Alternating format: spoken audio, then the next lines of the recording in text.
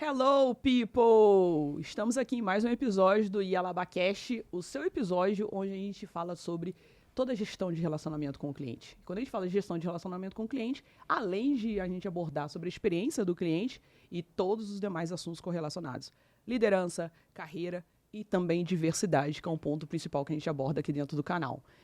Você que está aí acompanhando, não se esqueça de ir lá no YouTube, se inscreve no canal, curte, comenta e compartilha os nossos episódios para a gente poder entender que a mensagem está fazendo sentido para você.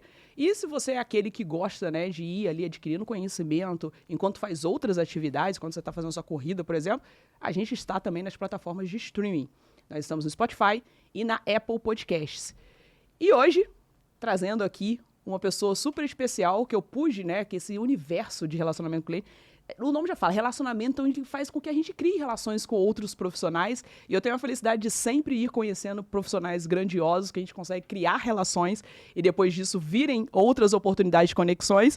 E hoje eu estou aqui com o Bruno Guimarães, que lidera a área de experiência do cliente da Betano para as Américas e é fundador da comunidade Amigos do CX.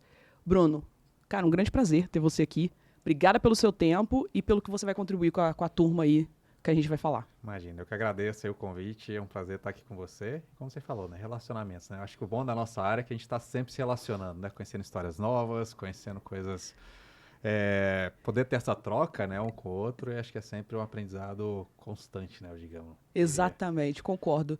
E que bom que a gente teve, né, esse momento de acontecer num evento, da gente logo se conectar ali. A gente já tinha uma conexão online. Sim. E depois presencialmente quando a gente se conheceu. E depois disso a gente ter tido inúmeras oportunidades de poder estar lá no evento que eles promoveram também, né? Ele com o Cristiano. Cristiano ainda vai vir aqui também no canal, a gente vai gravar juntos. Já rimos bastante sobre esse tema, né? Já rimos bastante sobre a presença de Cristiano com a gente aqui nessa gravação. Mas o All Summit, que também é um evento que acontece, depois a gente vai falar um pouco sobre ele. É o evento onde eu tive a oportunidade também de estar lá no início do ano e que entrega bastante conteúdo também sobre essa nossa área. Então, obrigada. E antes a gente, pra gente dar o start, e já que a gente fala muito sobre essa questão, né, ainda mais atualmente, sobre toda essa construção de relevância do Customer Experience para as empresas, de hoje tudo está voltado para a experiência do cliente, né, eu falo que a gente está vivendo essa era realmente do cliente, como de fato uma empresa construir de forma sólida, atenção para o sólido, o CX na empresa. É um desafio, né? É um desafio e é um processo de longo prazo, eu diria. Né? A gente vê, é muito comum, de repente, ver um top-down, falar agora a gente tem que implementar NPS, agora a gente tem que mapear a jornada, agora a gente tem que entregar melhor experiência para o nosso cliente. Mas eu acho que falta o propósito por trás. O porquê que eu vou fazer uma pesquisa, o porquê que eu vou fazer o NPS, o porquê que eu vou fazer um CSAT, independente da métrica que a gente vai usar, quais são os porquês por trás, né? Então o mercado está fazendo pesquisa de NPS, então a gente precisa fazer? Acontece muito. É o melhor caminho? Talvez o NPS não seja para você. Talvez tenha outras métricas que sejam mais relevantes para o seu negócio.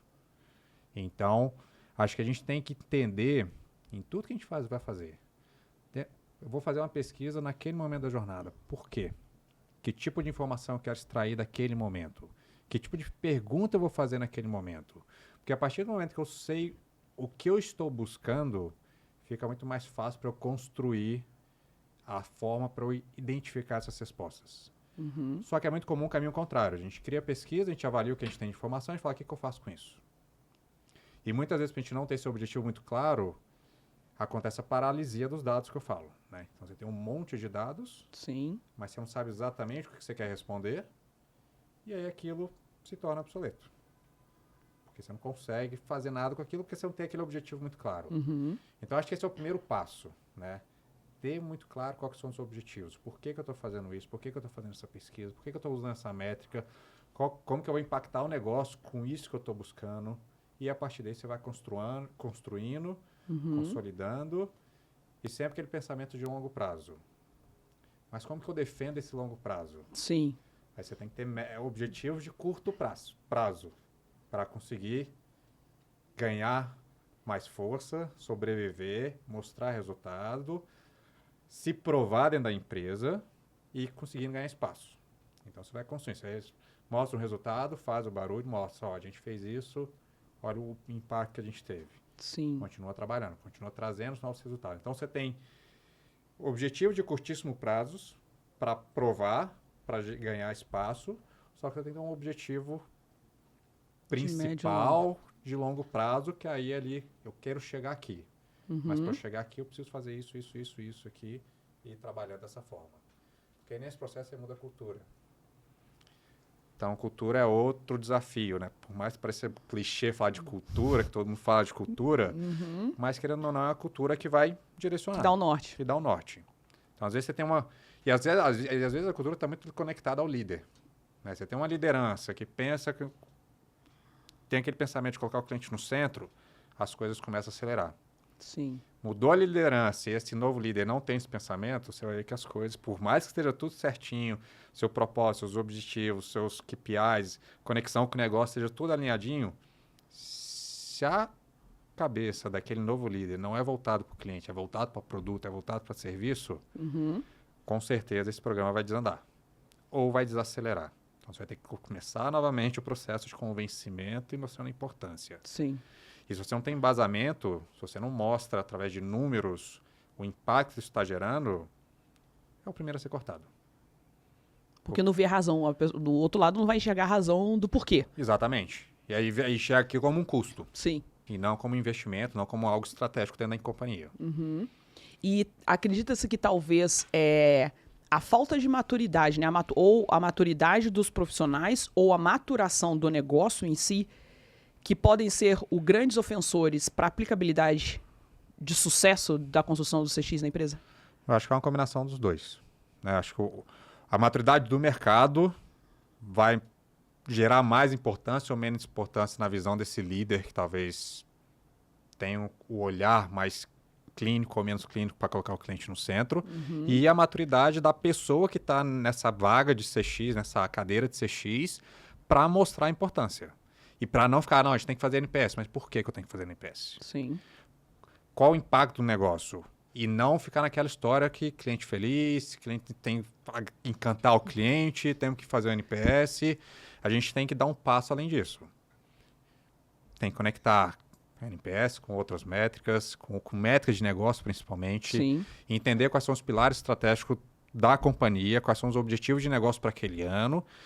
E a partir do momento que eu entendo os objetivos de negócio, como que eu plugo o CX ali? Porque eu estou conversando, falando o mesmo idioma que a companhia. Sim. E eu não estou apartado, querendo inventar uma moda, querendo mostrar uma coisa que talvez na autogestão vai enxergar aquilo como custo. Então, acho que a maturidade do mercado e do profissional ali vai contribuir para acelerar isso um pouco. Porque o mercado vai ajudar aquele líder a questionar se de fato a forma que ele está pensando é a correta, e esse profissional maduro vai conseguir debater de uma forma mais objetiva e mais estratégica com esse líder para convencer ele que o melhor caminho é colocar o cliente no centro. Sim. E a gente vê que o que por vezes, né, o que eu vejo realmente o que falta é essa falta da clareza para juntar a estratégia e a intencionalidade. Porque se você pluga, até porque tem que ser, né? A gente fala, né, existe todo o blazer, toda essa questão, obviamente, né, desse impacto positivo que tem ali pro cliente, dele deixar ele feliz, satisfeito. Só que essa precisa ser a consequência dessa estratégia de negócio. Exato. Eu acredito que, tipo assim, o que por vezes pode pecar o projeto de ter um sucesso é de gerar muito essa visão, que até o pessoal brinca, né, de achar que o pessoal do CX é o pessoal que fica abraçando árvore, que só faz esses memes que a gente vê aí na internet, entendeu? De entender que não se trata só desse aspecto de felicidade. Exato. Que é esse aspecto de wall que você vai gerar no cliente, mas não. Porque ele, na verdade, ele é uma ferramenta, ele é um meio para potencializar essa estratégia de alcance de resultado da empresa. Exato. E às vezes a gente tem um cliente feliz, a gente tem um cliente que é promotor da sua marca, mas quando a gente começa a trazer KPIs de negócio e entender o quanto que o Bruno gera de recompra, ele está aumentando o ticket médio dele com a gente, e o Bruno é um cliente feliz. Mas ele não está gerando recompra, se ele não está indicando outros clientes para a gente, se eu não estou aumentando meu ticket médio... Nem todo cliente feliz é um cliente leal. Exato. Então não importa se o Bruno é feliz. Para o negócio, ele não serve. Sim. Né? Porque ele não gera receita para a gente. Eu até brinco, em algumas palestras que às vezes eu faço, às vezes eu trago esse exemplo. Às vezes eu sou amigo do funcionário da loja da esquina ali. E todo dia eu passo ali, paro, tomo um café, troco uma ideia com o cara ali, né? Passa aquele momento ali descontraído.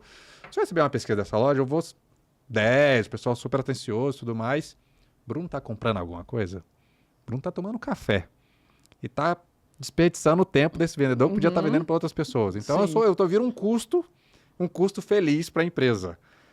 Então acho que é isso. E aí é muito essa visão dessa miopia. Então a gente olha só para o NPS, ou olha para duas métricas de satisfação ali, de cliente, mas eu não correlaciono essa informação com o negócio. Então, o resultado. Exato. Então no final do dia eu não sei se esse cliente feliz está gerando mais lucro, está trazendo mais receita, está tendo mais indicação, e coisas nesse sentido que são KPIs que vai impactar o negócio de fato. Sim. Porque no final do dia, se a empresa não tem lucro, ela não vai existir. Né? O que importa é a última linha do Excel. Exatamente.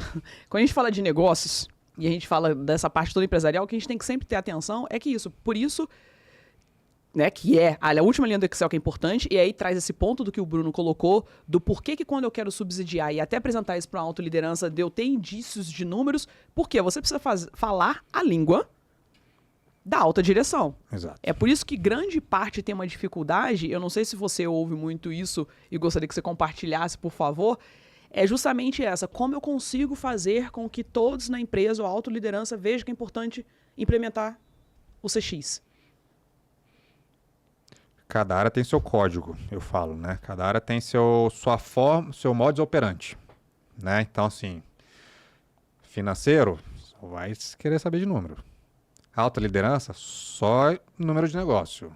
Time de marketing vai querer ver o awareness, quais outras coisas que traz. Uhum. Então, cada área tem seus objetivos de área. Sim. E para a gente levar o CX, como a gente sempre fala, né? O CX é responsabilidade de todo mundo. Uhum. Ok, mas a gente tem que ter uma área liderando isso para fazer esse movimento acontecer. E não adianta eu chegar com a minha mentalidade de cliente feliz, de encantamento, e falar a mesma linguagem que a gente fala internamente com todas as áreas. Porque o gestor fala, daí que o cliente está feliz? Ele está gerando receita?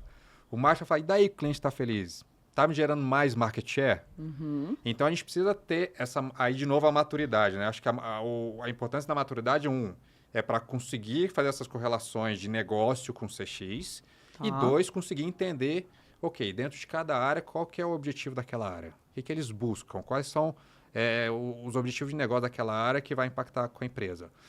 Como que eu consigo mudar a minha comunicação para falar com essa área? Uhum. Como que eu consigo mudar a minha comunicação para falar com a outra área?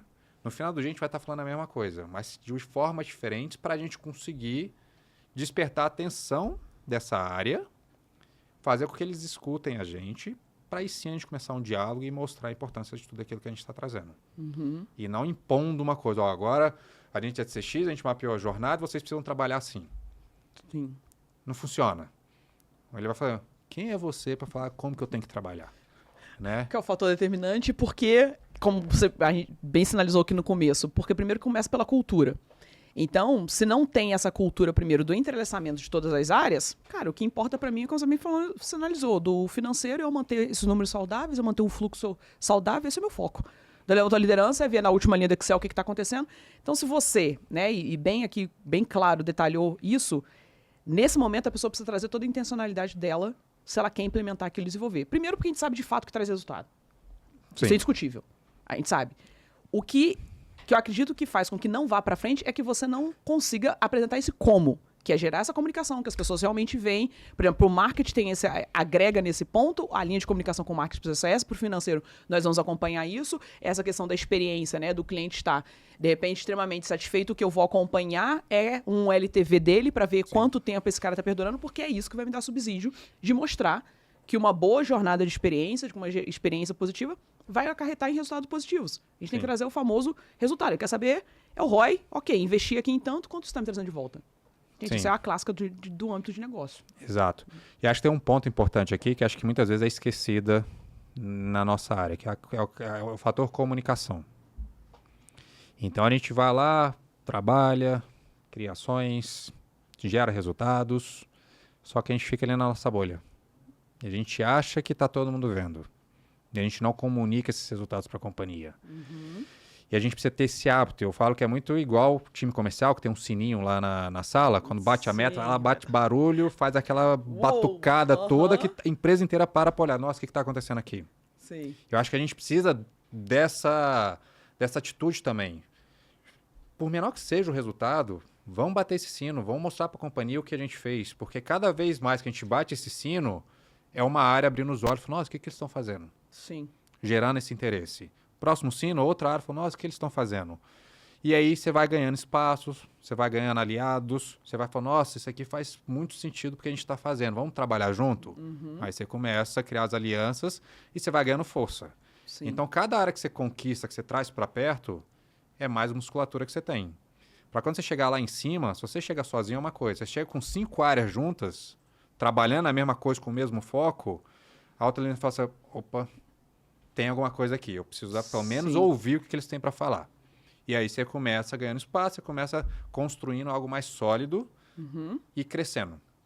Sim. E aí a gente sai do projeto de CX para o programa de CX. Você começa a criar raiz, você começa a criar uma base sólida, aí você começa a criar musculatura para ir ganhando espaço, crescendo, gerando resultados e se consolidando.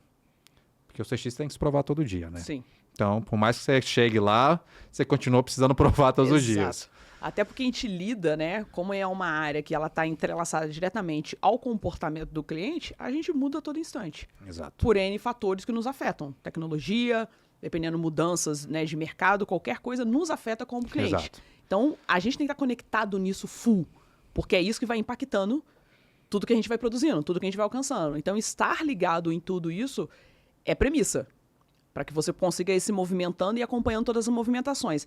E até falando nessa questão comportamental e movimentações, como você está, né, no momento nessa visão América Latina, qual é a percepção que você tem, ou se existe, dessa questão comportamental dentro dessa nossa América aqui? Você observa isso, tipo, diferenciação Brasil, demais áreas? Qual que é? Em qual nível os demais está? O Brasil, de repente, está mais avançado do que o total? Sim, eu observo muito e acho que tem 2 pontos principais de observação. Um é maturidade. Então, não só agora na Betano, mas na Qualtrics, que eu também tinha uma função Latam. E na Qualtrics foi muito mais evidente isso, que a gente vendia tecnologia, né? Então, eu ia para cliente entender os objetivos deles, os desafios deles e ver como que a gente poderia implementar a tecnologia para ajudar. Então, a questão da maturidade, em alguns mercados, estão muito mais atrás da gente. Então, é o Brasil há 4, 5 anos atrás, começando a entender que aquilo é importante, que aquilo vai gerar alguma mudança, mas ainda muito cauteloso e falar, será se é isso mesmo? Né? Será se eu preciso investir mesmo? Ou se é mais uma coisa que o mercado está inventando que vai passar? Sim.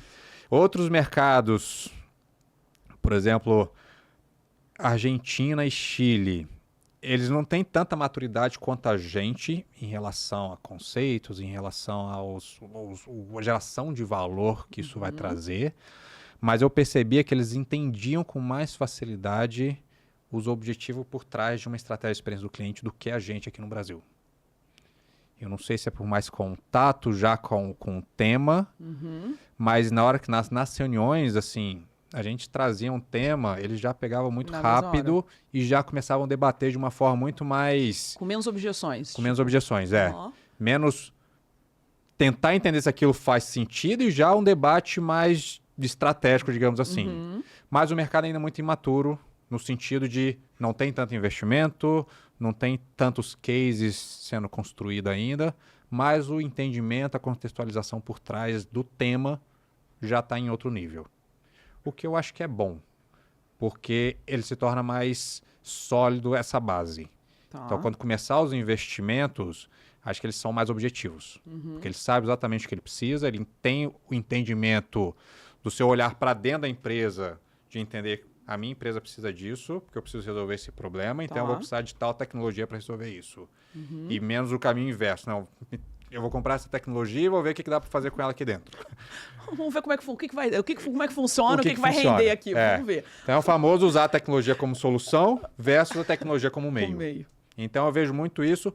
E comportamento, eu acho que tem alguns mercados aí, eu trabalho com o Peru, trabalho com o Equador, que aí estão bem atrás. No sentido de exigência, então o consumidor é menos exigente, até porque ele não tem parâmetro de comparação no sentido de ter experiências mais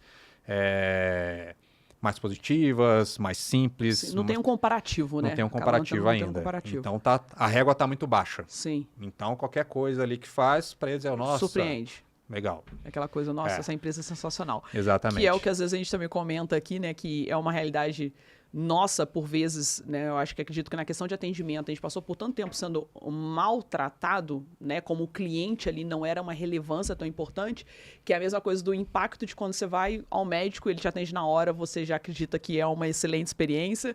Da mesma forma, quando você vai pegar um voo numa companhia aérea, que acontece a saída na área, que você acredita que é uma excelente experiência, mas que não... É o básico.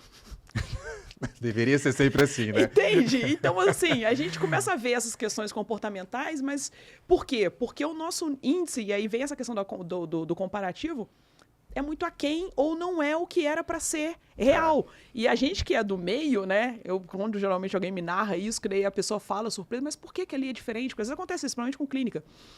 Ah, não, porque você pede referenciação, indicação, a pessoa comenta isso. E eu falo, mas por que lá você acredita que é com excelência? Ah, não, porque lá não atrasa, atende na hora, no máximo atrasa 5, 10 minutos.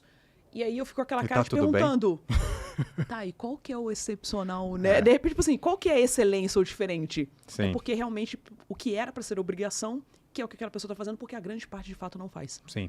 E acho que é um ponto, é legal você trazer esse tema, né? E resgatando um pouquinho o que a gente falou no começo, né?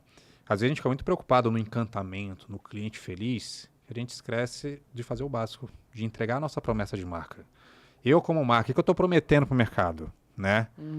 Entregar vou sair no horário, vou dar uma água, um café. Chegar lá, sua mala tá lá. Chegar lá, minha mala tá lá. É isso. Essa é a minha promessa de marca. Eu deveria sempre entregar isso. Eu comprei minha passagem, eu deveria receber isso. Exato. Mas, como você falou, a exigência está tão... Não acontece, que daí quando você passa por isso, você fala, cara, a companhia é sensacional. E esse é um fator que é importante realmente a gente trazer para que as pessoas elas tenham essa criticidade. É importante ter esse olhar de atenção. Porque até quando a pessoa, às vezes, faz essa pergunta, né, de como eu vou promover, então, uma boa experiência para o cliente, uma excelência. Eu falo, cara, entregue o que tu prometeu. Começa por aí. Pode ter certeza que ele vai ficar extremamente feliz. Se você acordou um prazo, se você acordou um como, né, o porquê daquilo, né, do que vai ser feito, cara, você entregou aquilo, você pode ter certeza que ele, Exato. Ele vai te dar o joinha.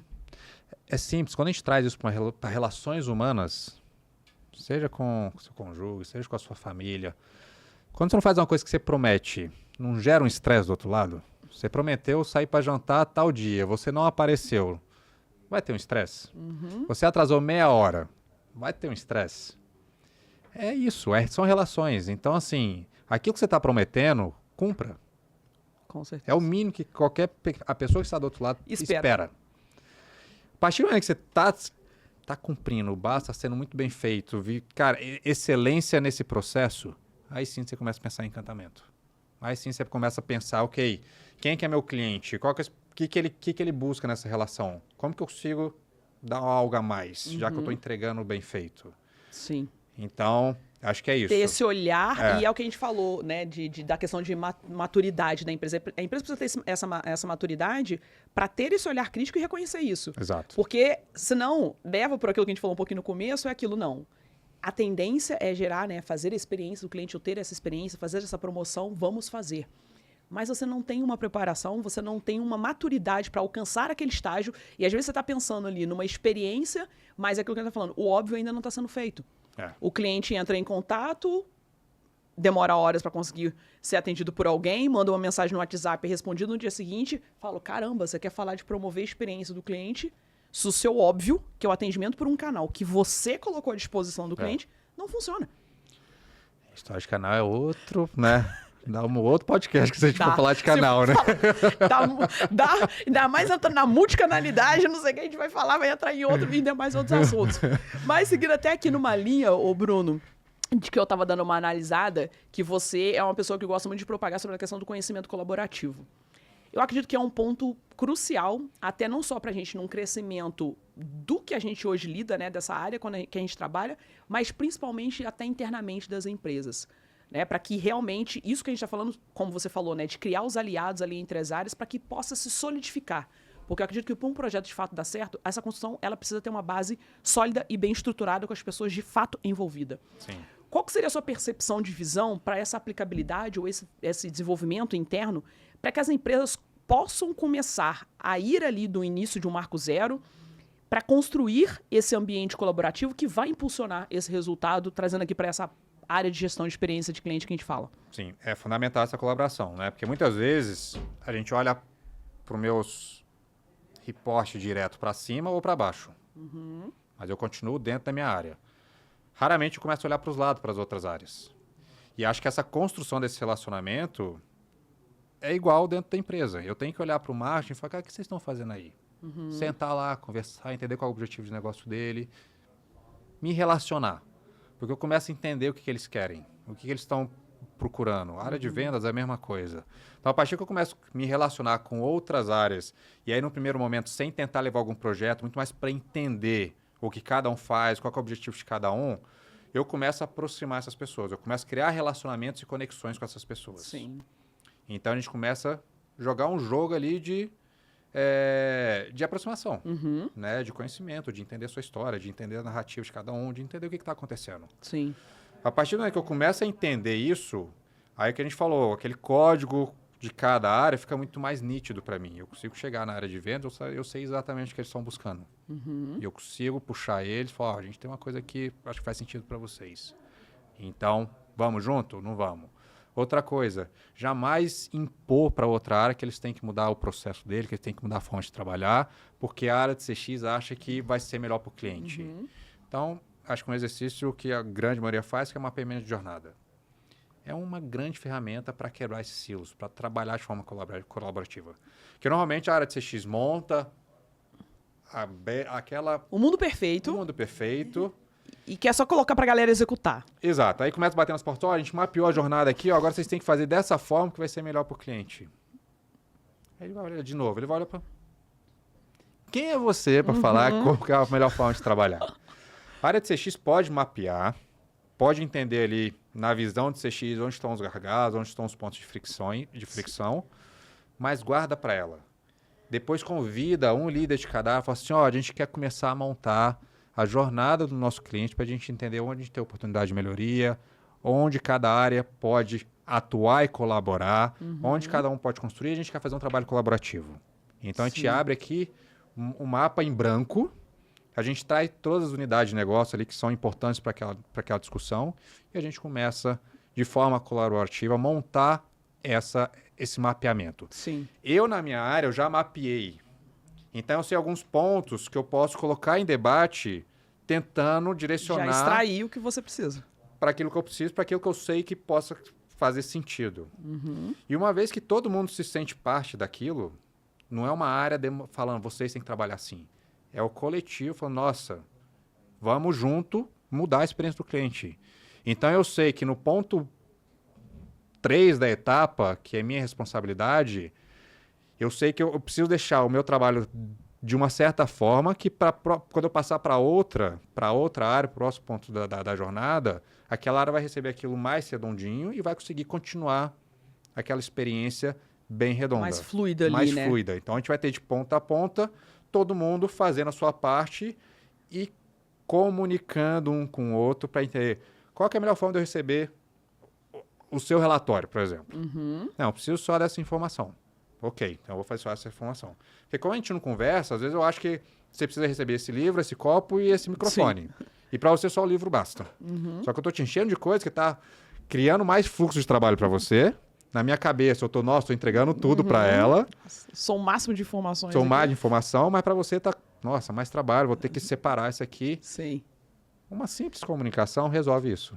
Então, esse exercício de mapeamento junto... ele traz muita luz. A gente começa a eliminar barreiras, a gente começa a ter uma comunicação mais fluida, todo mundo se sente parte daquele processo. Então, quando algum ponto da jornada não está bom, não é área de CX, falando, cara, vocês estão fazendo errado. A gente entendeu que o processo não está funcionando e vamos junto tentar investigar o porquê. E vamos junto trazer uma solução.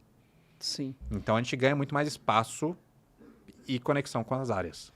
E gera a confiança e a parceria, né? Porque é um grande princípio que eu acho que é inerente a nós, né, como todos seres humanos.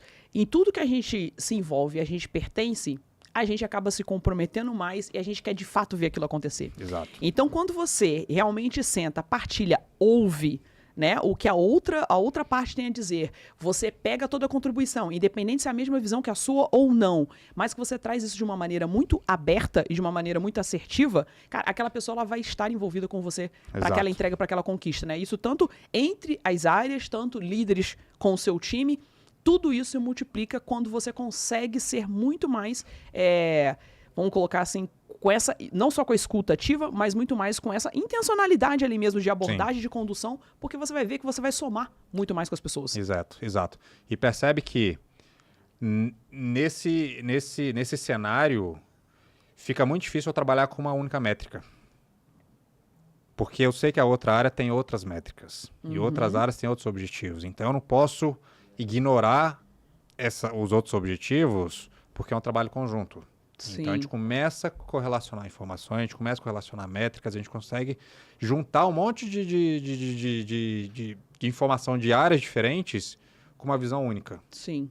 E aí sim a gente começa a trazer aquela responsabilidade de todos sobre CX. Porque são todos pensando com o mesmo objetivo. Aí, de novo, a gente sai de projeto de CX para programa de CX. Porque a empresa está envolvida, todos estão envolvidos. Então, seja lançamento de produto, lançamento de um novo serviço, uma melhoria no processo, tende a se pensar com o cliente no centro de forma colaborativa. Então, para o nosso cliente, essa mudança é melhor ou ela é melhor só para a minha área? Sim. Porque às vezes tem, né, o gestor lá inventa uma moto, fala, nossa, agora inventei a roda e vai ficar maravilha. Mas para o cliente, será que foi com essa maravilha toda mesmo? Será que é essa eficiência que ele espera? Exato. Será que é isso? Então, a gente começa a mudar esse olhar. A gente começa a mudar esse olhar embasado em evidências, embasado em números, embasado em resultados. Sim. E até porque quando a gente tem essa junção também de olhares, né, a gente vê que muitos pontos de fricções que acontecem até perante o cliente, às vezes é muito por parte de dificuldade entre as áreas a conduzirem um processo. E isso acaba impactando, obviamente, lá. Então, ter claro essa compreensão e até alimentar aí as pessoas, né, que estão ali no front e que lidam, é essencial para que leve essa boa argumentação, esse bom posicionamento da empresa para com o cliente. Sim. Porque o que a gente vê, por vezes, é que como não tem essa comunicação, e vem aí o ponto da comunicação, do trabalho de fato em conjunto, eu também não me preocupo desse alimento aqui. Então, dependendo do que o cliente me aborda e me questiona, quando não há uma clareza, vamos colocar aqui com uma parte contratual, demora de 5 a 10 dias para poder ficar pronto. Poxa, mas por que precisa demorar de 5 a 10 dias? Pô, Bruno, qual que é a necessidade de levar 5 a 10 dias? Sim. Pô, Bruno, né, você vai apresentar, porque aqui primeiro a gente tem que inserir isso no sistema, depois a gente pode fazer isso. E aí há esse alinhamento. Fosse, poxa, mas nessa etapa aqui, a gente não consegue então falar com a outra área para trazer uma otimização para no final esse prazo ser reduzido? Exato. Porque aí você tem impacto em todos, né? E não é só uma área que chegou para você e fala, eu tenho uma urgência, preciso mandar em 10 dias, não em 50. Mas por quê? Né? Exato. Então fica muito claro. E não é questão só de, tipo assim, porque veio uma reclamação, corrige, diminui o prazo, manda então para resolver pro cara não questionar. Não. E aí vem o ponto que também é um outro fator, como é que tudo acaba se juntando tudo. Sim. Por isso que é a questão da organização. Que são as correções na causa raiz. Aí você vai corrigir lá no processo. Você vai corrigir lá dentro da jornada para que aquilo não se replique, nem só com a mesma pessoa, como que com outras pessoas aquilo também não tende a acontecer. Exato. E esse é um outro ponto super importante, né? Porque muitas vezes a gente fica olhando para o problema do canal, por exemplo, ou o problema do cliente de forma isolada, digamos assim. Só que você tem 1000 clientes com o mesmo problema. E você vai resolvendo 1000 clientes de forma individualizada. E você não elimina a causa raiz. Exato. Né? Então, daqui um ano, aquele problema persiste. E aí você tem mais custo, porque o cliente está te ligando lá para reclamar sobre aquilo. Você tem mais pessoas envolvidas naquilo, porque a reclamação não para nunca. Agora, se você para e entende, nossa, eu tenho 1000 pessoas todo mês reclamando sobre a mesma coisa. O que está acontecendo? Por que eles estão reclamando? Aí você vai na causa raiz. Você eliminou aquela causa raiz, você evita 1000 chamados novos todos os meses. Exato. E aí vão ter outros problemas, mas você vai tratando, você vai melhorando e você vai gerando... Vai trazendo mais eficiência Exatamente. operacional. E esse ponto que você trouxe agora, ele até é bem determinante, porque traz para uma ótica que eu sempre gosto de enfatizar, que é o quanto o atendimento, ele é e deve ser cada vez mais estratégico para dentro da empresa. Ele precisa ser olhado desta forma. Exato. Porque ele é o grande sinalizador. Porque é isso que você acabou de exemplificar aqui. Vamos levando nessa mesma consideração. Se eu tenho uma demanda que está acontecendo recorrentemente em determinado assunto, com uma representatividade percentual considerável, cara, eu preciso parar para olhar e entender por que isso está se repetindo todos os meses. Então, quando realmente, de fato, eu paro para olhar para o atendimento, para compreender, porque o atendimento ele é o canalizador do que o cliente está sentindo lá fora. Exato. Então, cada vez mais que as empresas trouxerem esse olhar e essa ótica, desencadeiem tudo isso que a gente falou anteriormente. É de correção de processo, melhoria, mais eficiência para o cliente. Aí entra uma satisfação dele, que daí, de fato, ele vai ficar feliz, porque ele não quer ter que ter realmente o fato do trabalho de ligar para a empresa ou mandar uma mensagem para questionar de algo que já deveria estar funcionando. E às vezes tem que ligar mais de uma vez, né? Entendeu? Então, assim, é isso a ótica que eu acredito que as empresas, antes até de pensar nos grandes impactos, é tratar isso aqui que a gente acabou de falar. É. E olha que curioso, né? Você falando isso, né? Hoje, quando a gente olha para a grande maioria das empresas, né? Hoje a gente fala que a gente vive na era da experiência, né? Mas você vê que grande maioria dos contact center, aí contact center eu boto todos os canais, Sim. é terceirizado.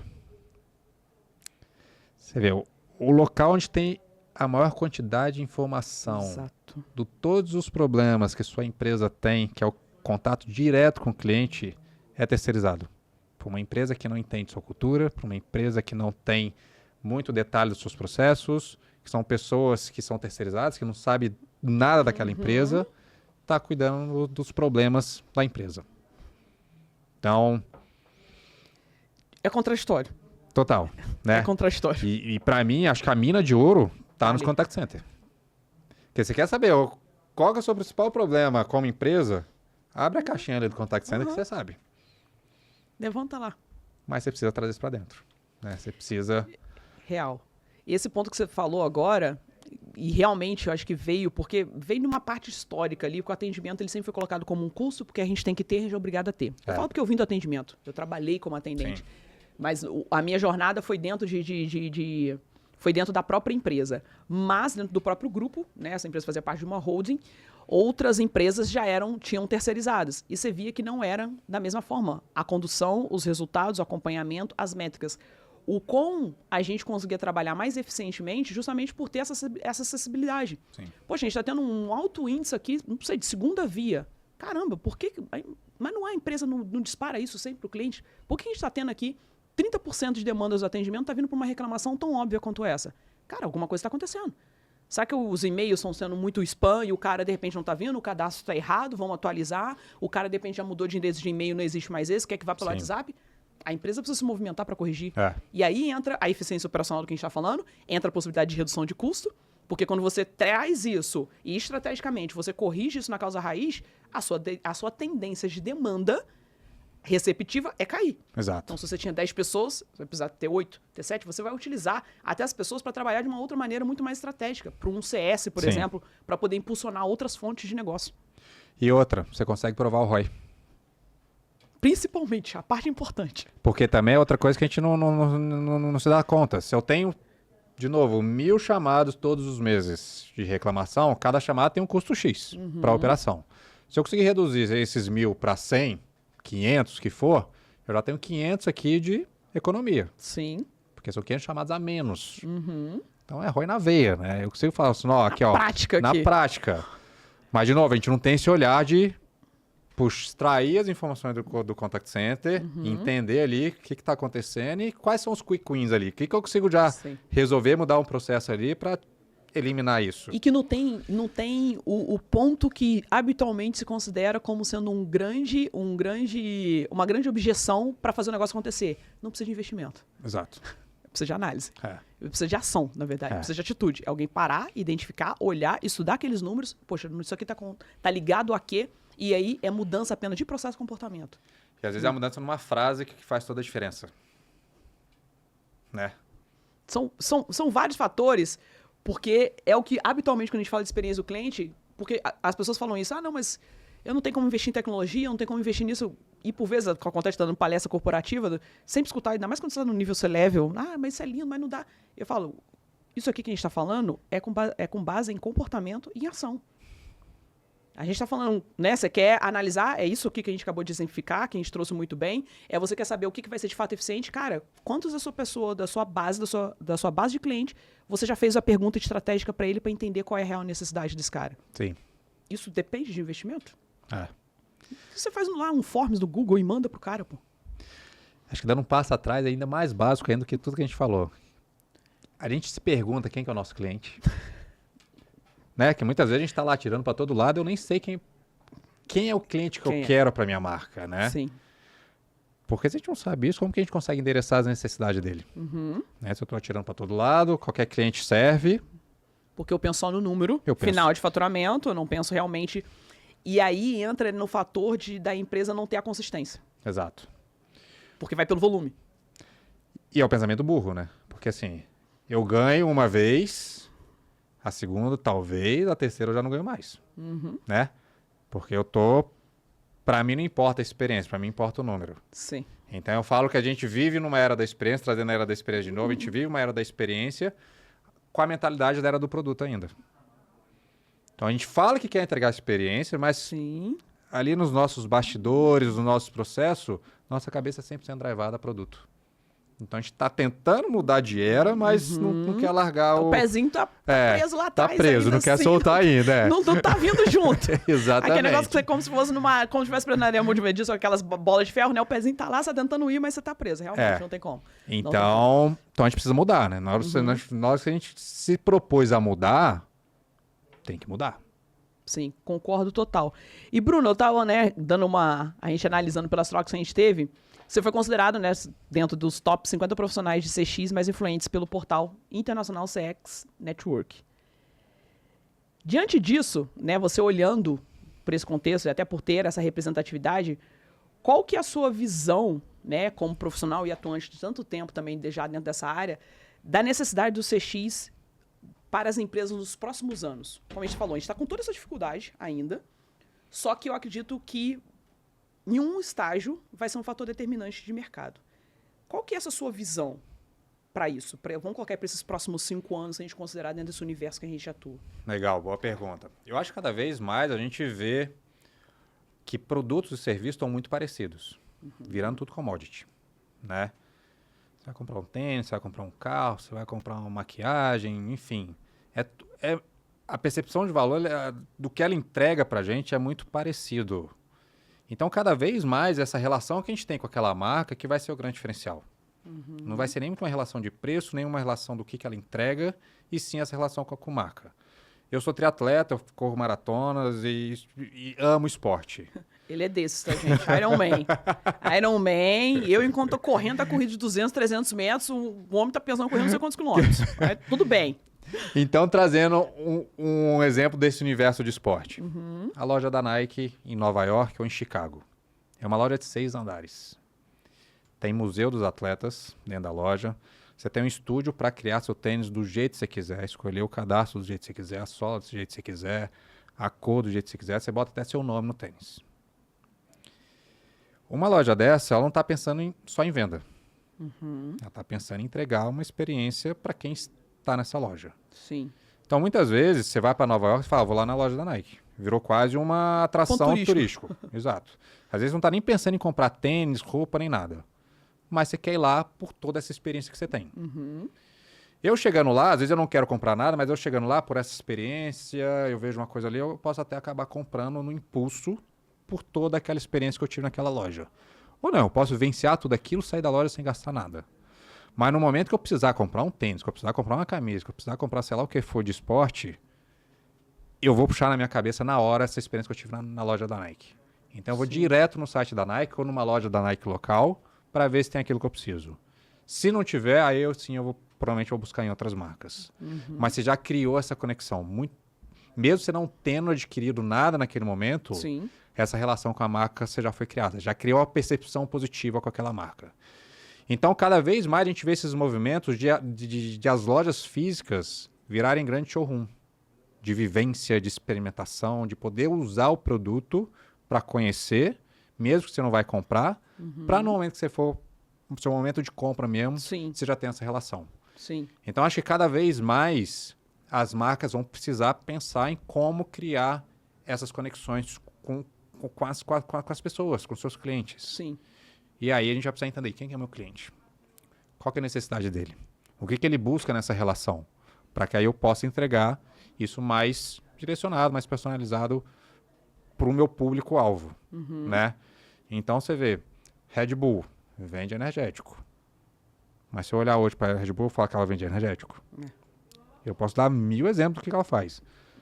Fórmula 1, tem time de futebol, faz umas loucuras aí pelo mundo. Surf, tudo. Então, assim, a última coisa que talvez eu vou lembrar é que ela vende energético.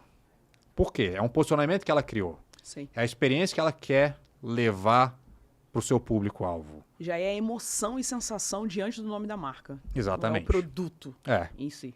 E aí, consequentemente, ela vai vender mais energético.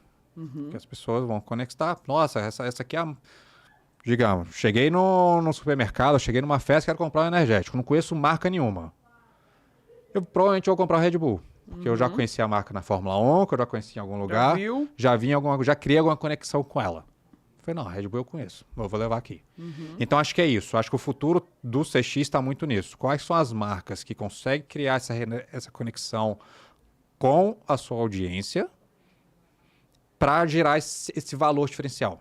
Sim. E menos característica de produto, preço, coisas mais técnicas daquele produto, daquele serviço que a gente vai vender.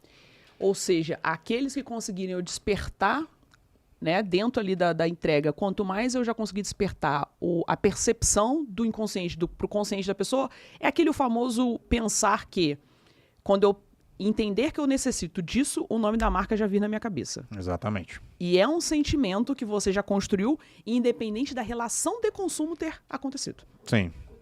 Isso já ter acontecido. Se a gente pensar, automaticamente você já pensa, já vai ali naquele pensamento raciocínio direto. Então, essa é acho que uma relevância de comportamento que faz todo sentido, e eu acredito que é esse o caminho que a gente tem que pensar, que não é sobre produto e serviço, mas é sobre toda uma experienciação e percepção diante dos olhos do cliente. Sim. E até levando em consideração essa questão de que você trouxe bem, e aí me fez até trazer para uma outra ótica, que para mim é algo que vem também solidificando e que fortalece muito as marcas, que é a questão de comunidade. E você, como cofundador, né, junto com o Cris do Amigos do CX, tem essa vivência, tem essa construção, porque eu acredito também que a comunidade, né, vamos colocar o profissional como se fosse empresa, né, se a gente comparar aqui por esses dois lados, o quanto, de fato, uma comunidade ela traz e propulsiona essa questão para o profissional, o quanto que ela agrega valor. Você acredita que isso também é um olhar que as empresas precisam ter e que serão todos multiplicadores ali, de fato, daquela marca? Com certeza. Mas aí tem que ser genuíno, tá? Porque uma coisa é eu, Cris, criar uma comunidade sobre um tema. Então a gente reúne pessoas com o mesmo interesse para debater sobre um tema específico sem um interesse comercial por trás. Eu não estou aqui para vender nada através da comunidade. As marcas têm um interesse comercial por trás sempre. Mas se ela faz uma comunidade de forma genuína, que ela está, de fato, trazendo percepção do cliente, feedback do cliente, dando voz para aquele cliente e transformando isso em melhoria que vai voltar para aquele cliente como algo melhor, aí sim ela começa a criar esse laço com essa comunidade da sua marca. Sim. Né? Quando a comunidade perde essa essência e todo mundo percebe, cara, ele só quer vender, só tá preocupado enquanto eu vou comprar mais aqui, ela começa a se desfazer. Porque as pessoas entendem, as pessoas são espertas no sentido, falam, nossa, aqui... O interesse aqui é só comercial. O interesse aqui é só comercial. E aí você vê algumas comunidades que são exemplos disso. Harley Davidson. Quem gosta de Harley Davidson tem milhares de comunidades, encontros nas lojas, tem uma série de eventos que acontecem porque existe essa paixão pela marca. Sim. Existe esse encontro, existe essa conexão muito além da venda da moto. Sim. Né? Existe essa construção. A Lego é outra que tem uma comunidade fortíssima, onde o cliente pode sugerir que Lego, faz um livro desse aqui em Lego. E aí eles colocam em votação, se vê que faz sentido, ela produz esse novo produto baseado na voz do cliente. Sim. Então as comunidades, quando ela é genuína, quando ela de fato traz a voz do cliente para gerar melhoria, para gerar conexão, ela super decola. propulsiona total o negócio. Propulsiona total. E para o negócio é incrível, porque é mais um canal de conexão e entender a expectativa e necessidade do seu cliente. Sim. Então qualquer... E um outro fator, mais do lado de tecnologia, por exemplo, a Apple tem muito disso também, mas quando um cliente tem um problema, mais do lado de tecnologia nesse caso, mas tem um problema na Apple, sei lá, meu celular travou, eu ligo, fica aparecendo a maçãzinha piscando. Em vez de eu acionar os canais oficiais da Apple, às vezes eu vou numa comunidade, pessoal, eu tô com esse problema. E tem umas 50 pessoas para te responder. Ó, eu tive esse problema, fiz isso, funcionou. Então, a comunidade ainda trabalha a favor em prol do negócio. Ou seja, ela precisa vir de uma construção genuína, mas é absolutamente também intencional e estratégica. Sim, tem que ser. Porque, para não ser também o vamos fazer por vamos fazer. Não, intencionalidade e estratégia tem que estar atrelado. O negócio tem que estar sempre atrelado a isso, né? Acho que no final do dia, se não tiver uma estratégia, se não tiver uma intenção por trás de tudo que você faz, não faz sentido fazer. A gente volta lá no início que eu falei, qual que é o objetivo por trás de tudo isso? Sim. Então tá aí essa intencionalidade, esse objetivo, essa estratégia por trás, porque senão você está perdendo tempo. E você não está avaliando se aquilo está fazendo sentido, se não está fazendo, se está trazendo retorno, se não está trazendo retorno. Sim. E aí você fica meio que às escuras, né? Então acho que sim, tem que ter ser intencional, tem que ter o lado estratégico de negócio, tem que gerar receita, né? Acho que a gente não pode pensar na ingenuidade, não, a comunidade só pro bem. Não, vai gerar receita pro negócio, né? O objetivo... Em alguma oportunidade, sim. Mas você está devolvendo também para a comunidade, né? É uma troca, né? Então, um te ajuda aqui com feedback, com mensagens, com suporte, e a gente transforma isso em ação e devolve para essa comunidade. Devolve para o seu cliente. Então, você vai alimentando, você vai criando mais laços, né? Então, acho que todo esse futuro que a gente falou aqui é sobre isso, conexões. Sim. Então, antes de gerar uma relação de negócio entre cliente e marca, entre as pessoas, é que tipo de conexão eu estou gerando com essa pessoa? Que tipo de percepção eu estou criando nessa relação? E nessa relação eu falo desde o primeiro momento. No momento que eu decidi, eu preciso comprar um tênis e eu comecei a pesquisar, eu vou entrar no site, eu vou entrar numa loja. Que percepção está sendo criada na minha cabeça nesses momentos? Sim. Porque às vezes eu entro num site, ele é lento, ele é confuso, ele é poluído, eu nem vi o produto, não sei quanto que é, não sei o que ele me entrega. Na hora você já desistiu. E já desisti.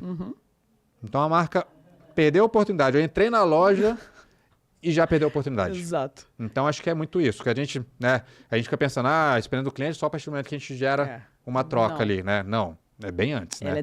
Exatamente. E pode ser um grande fator já decisor do cara de fato querer fazer negócio com aquele negócio, com aquela empresa, dependendo do que ele já teve de sensação prévia. Que é quando aí que entra o fator que a gente fala até do atendimento, que é importante quando em espaços físicos, e no online é justamente essa experienciação. Exato. Se o site ele tá claro, se ele é eficiente, se eu tenho as informações que eu preciso, se está ali detalhado, né? Se eu tenho ali algumas informações que vão talvez embasar para que de fato eu faça uma aquisição.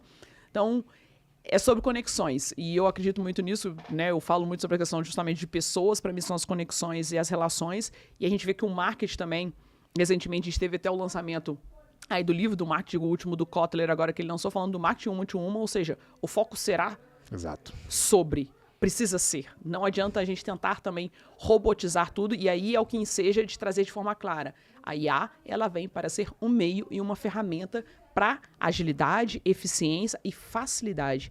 Sim. Mas ela não vai ser a solução. Ela não é a entrega final. E eu acredito que isso que a gente falou agora traz isso e deixa isso muito claro. Então, para mim, ela não vai ser a substituição de muita coisa. Sim. Não vai acontecer. Até porque nós somos os seres que dependemos de conexões emocionais para sobreviver. Principalmente a gente brasileiro, que é muito caloroso em volta disso. A gente não vai ficar somente atrás de um robô ou falando com uma máquina. Não vamos. Não vai acontecer. Tem uma frase muito legal, eu esqueci o nome do autor dela, mas ela fala justamente isso. Em uma era de bots, queremos conexões humanas. É sobre isso. Ia falando um ponto importante agora, o Bruno, que a gente tá caminhando pro final, porque a nossa conversa anda rápido aqui, gente, que a gente gosta de resenha, que se deixasse eu continuar falando.